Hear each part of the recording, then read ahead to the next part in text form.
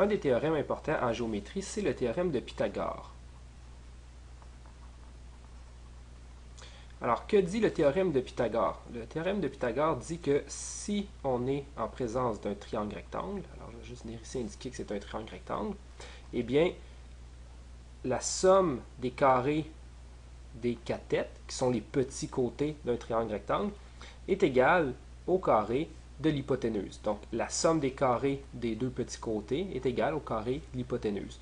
En d'autres mots, on pourrait écrire que A carré plus B carré est égal à C carré. Alors, la somme des carrés des cathètes, des deux petits côtés, égale à l'hypoténuse au carré. Alors, comment on fait pour montrer cette formule-là?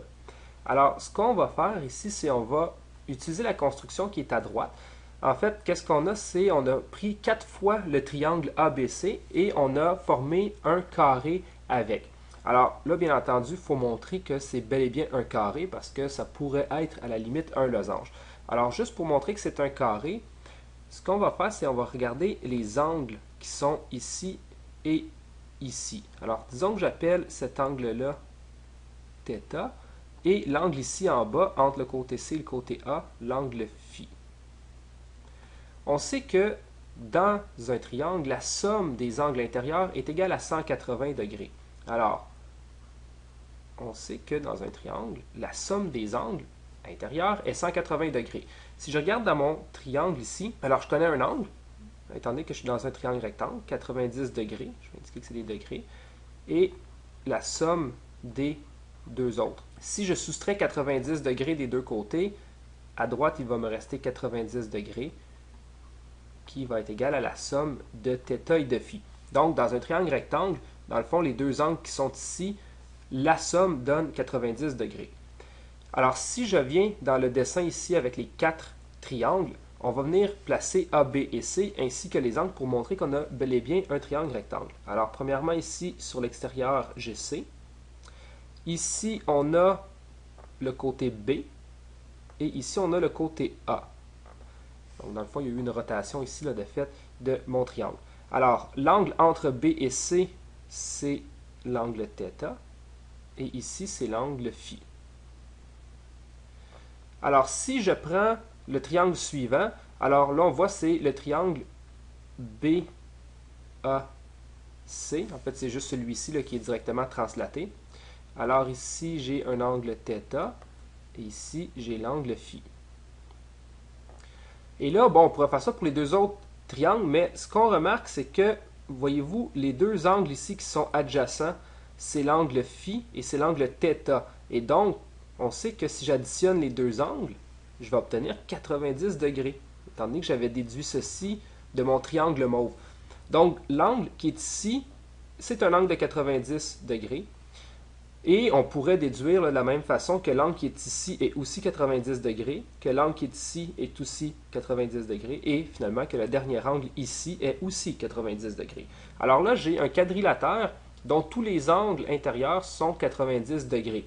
Je ne peux pas encore conclure que c'est un carré, ça pourrait être un rectangle. Par contre, si on remarque comment notre quadrilatère a été construit, ceci, c'est le côté C.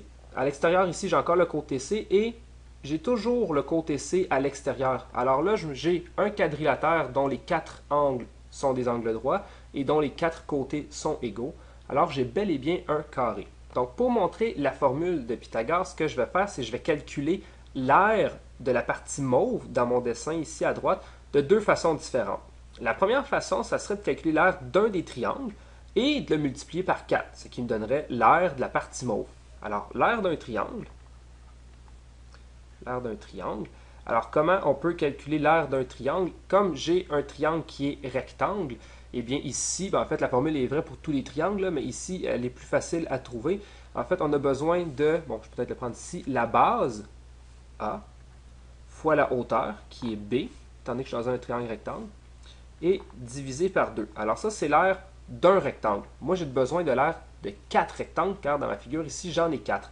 Alors, l'aire de la partie mauve, eh bien, c'est quoi? C'est 4 fois A fois B sur 2, ou quand on simplifie, 4 divisé par 2, 2 fois A fois B. Alors ça, c'est l'aire de la partie mauve. Je pourrais aussi calculer l'aire de la partie mauve d'une autre façon.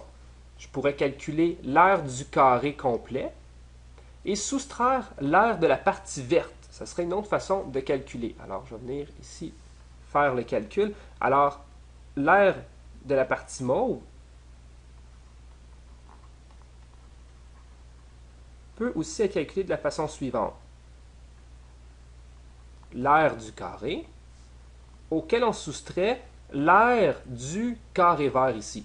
Alors, le grand carré, son aire, c'est C carré. L'aire ici du carré vert. Donc là, j'ai besoin de regarder un petit peu quelle est la mesure du côté. Eh bien, je sais que tout ceci mesure A. Je vais venir l'indiquer clairement là. Tout ceci mesure A. Parce que ça, c'est le côté de mon triangle.